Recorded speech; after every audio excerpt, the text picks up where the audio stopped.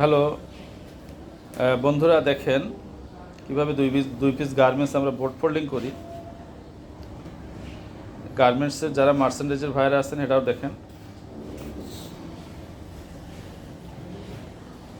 দুই piece garments ফটোবোর্ড হচ্ছে। ফটোবোর্ডটা একটু দেখাও। এই যে এটার ফটোবোর্ড। এরকম একটা প্যাক আমরা করবো। এই যে এরকম একটা প্যাক করবো। আর এই যে একটু বোর্ডটা একটু ওপেন করে দেখাও, বোর্ডটা একটু খুলে দেখাও। রূপম, আমরা এরকম একটা বোর্ডটা জটিল টাইপের একটা বোর্ড। দেখেন বন্ধুরা, এই বোর্ডের উপরে আমরা কিভাবে এই গার্মেন্টসটা সেট করবো। বোর্ডটা একটু উল্টে দেখাও রূপম। এই বোর্ডটার উপরে আমরা কিভাবে এই দুই পিস গার্মেন্টস ফোল্ডিং করবো। দেখুন বোর্ডটার অবস্থা। বোর্ডটা একটু আবার একটু ভাও করো রূপম। এই যে বোর্ডের উপরে এখানে বারকোড নাম্বার আছে, গার্মেন্টসের এই যে পিকচার আছে, এখানে পিকচার দেখুন, সাইজ আছে। আমরা এই দুই পিস গার্মেন্টসের কালার, বোর্ডের কালার এক। দুই পিস গার্মেন্টস আমরা ফোল্ডিং করতেছি। এখন দেখেন, প্রথমে আমরা অ্যালাইন করে নিলাম। সলিড গার্মেন্টসটা নিচের দিকে আছে, ইনসাইডে, টপ সাইডে স্ট্রাইপটা দিছি। যে টপ সাইডটা প্রথমে হাফ ফোল্ডিং করা হয়েছে। দেখেন টপ সাইডটা প্রথমে, স্ট্রাইপটা প্রথমে হাফ ফোল্ডিং করা হয়েছে।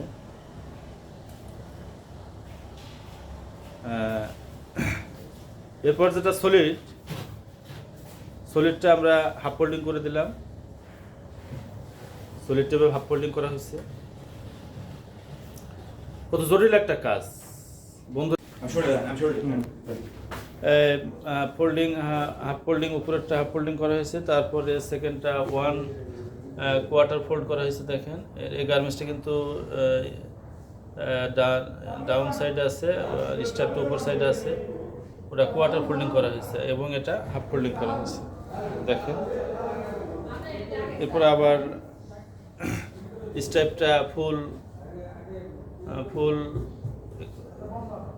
ভাঁজ করা হয়েছে। স্ট্রাইপটা উপরে আছে এবং সলিড পাটা নিচে আসছে গার্মেন্টসটা। এখন ওয়ান সাইড আমরা ফোল্ডিং করে ফেললাম বন্ধুরা। দেখুন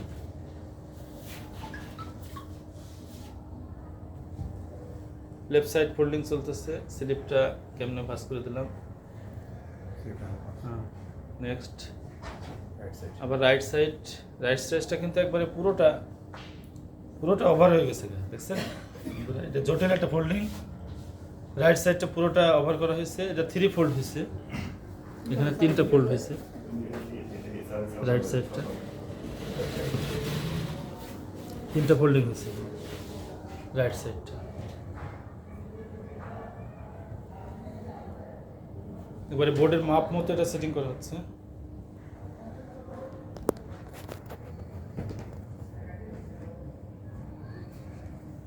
বোর্ডের মাপ পর্যন্ত এটা আমরা একটা সেটিং করে ফেললাম।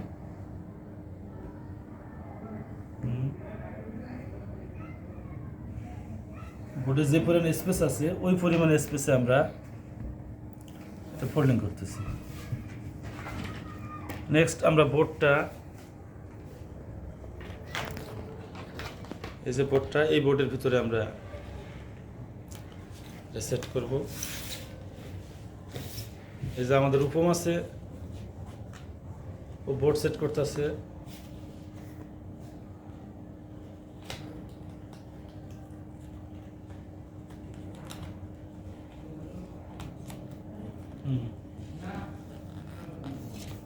এই লুপটাকে এভাবে আটকে দেওয়া হয়েছে।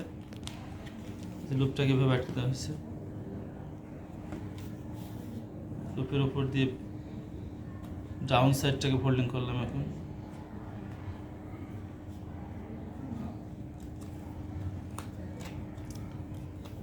ডাউন সাইডটা ফোল্ডিং করার পর আবার ওই পেপারে যে লুপটা ছিল আর একটা লুপ, ওটাকে আটকে দেওয়া হলো।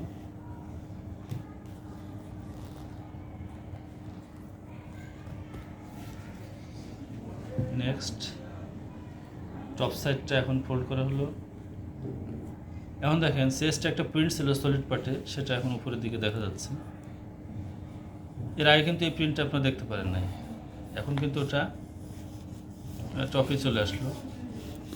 ভিতরের দিকে এই জিনিসটা আবার ভিতরে ইন করানো হলো, মাথাটা গার্মেন্টসের নেক পার্টটা ভিতরে ইন করানো হয়েছে।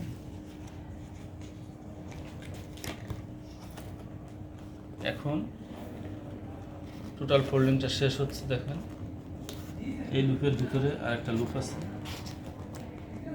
দেওয়া হলো XL size, garments size wise এটা ফোল্ড করা হয়।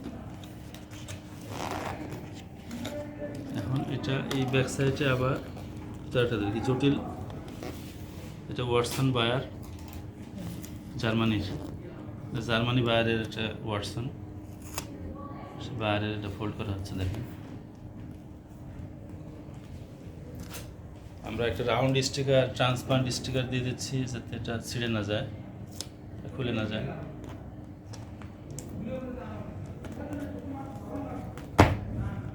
সর্বশেষ কিন্তু আমাদের ফোল্ডিংটা কমপ্লিট হয়েছে।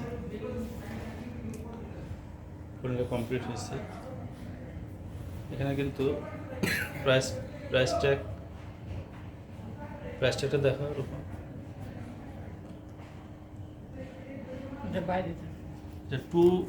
Two pack T shirt, 2 pack, দুইটা টি শার্ট একসাথে, একটা সলিড আর টি স্টাইপ।